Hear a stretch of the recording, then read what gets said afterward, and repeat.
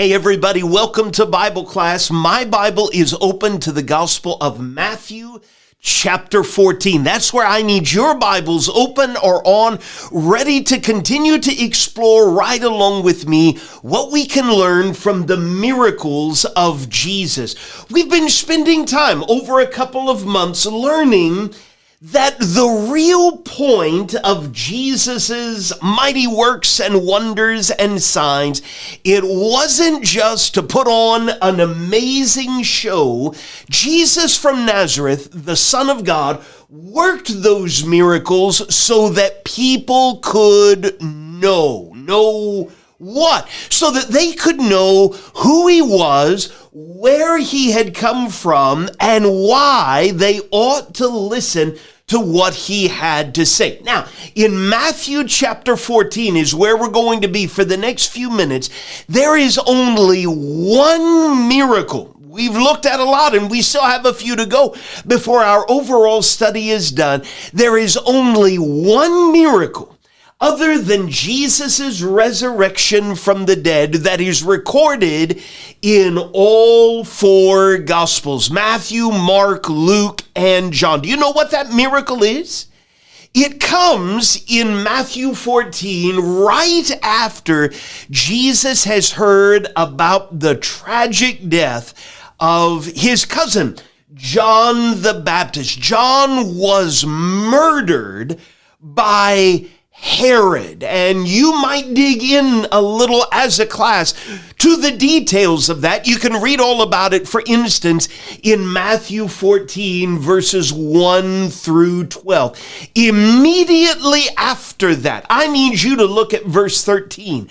When Jesus heard this about Herod killing John the Baptist, Jesus withdrew from there in a boat to a desolate place by himself. That's relatable, isn't it? When you hear heartbreaking news, a lot of times one of the things that you just want to do is get away and spend a little bit of time by yourself. But when the crowds heard, they followed Jesus on foot from the towns. When he went ashore, he saw a great crowd, and he had compassion on them. Remember, we've been looking at these miracles really through two different lenses, kind of like binoculars. What do the miracles teach us about Jesus' power and authority, but also what do they teach us about his heart? Matthew is telling us something about Jesus' heart right here. He goes ashore, he sees a great crowd, and he had compassion on them and healed their sick.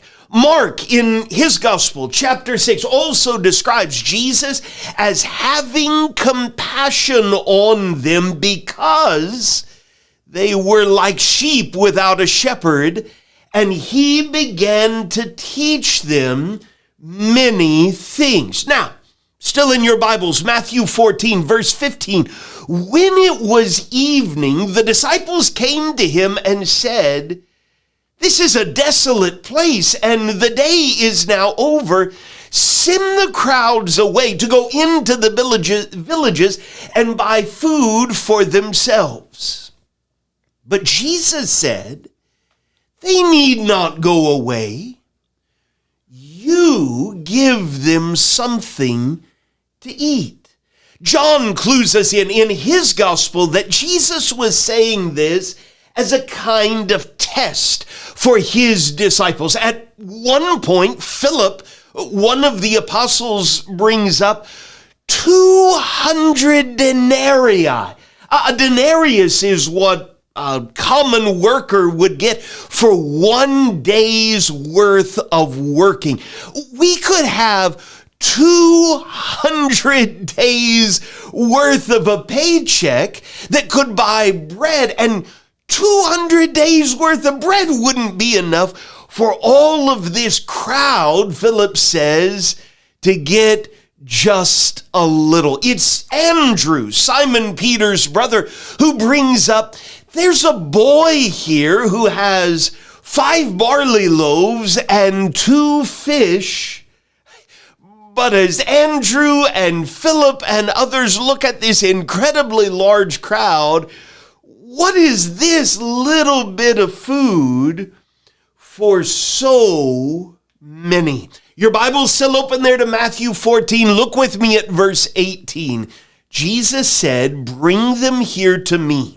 Then he ordered the crowds to sit down on the grass, and taking the 5 loaves and the 2 fish, he looked up to heaven and said a blessing.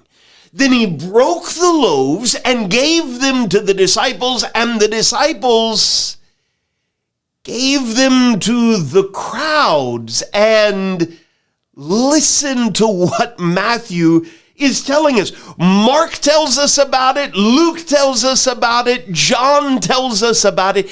It is the only miracle other than Jesus' resurrection from the dead that is recorded by all 4.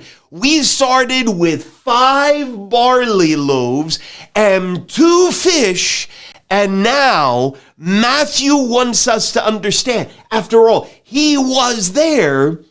They all ate and were satisfied. And not only did everybody in that crowd eat and become satisfied, but they took up 12 baskets full of the broken pieces left over. How many people are we talking about here?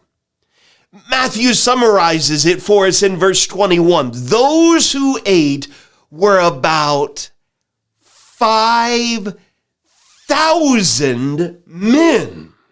5,000 men besides women and children. Can you imagine thousands upon thousands of people being fed with, what did we start with? 5 loaves of bread and 2 fish. John records for us in John 6 that when the people saw the sign that Jesus had done, they said, "This is indeed the prophet." What did they mean by that? We'll dig into that together as a class. This is indeed the prophet who is to come into the world. And Jesus knows something about what's going on here, right? We've noticed already from more than one miracle, Jesus knows what people are thinking even before words come out of their mouths. Perceiving then that they were about to come and take him by force to make him king, Jesus withdrew again to the mountain by himself. Why did he do that? Well, let's talk about it. Let's explore a little bit more in the Gospels together as a class. Most of all, what does this miracle teach us about Jesus' power and authority, but also the heart that he has for people? Let's talk about it together. Thanks so much for being in class today. I hope you have a great rest of your class and a great start to this new week.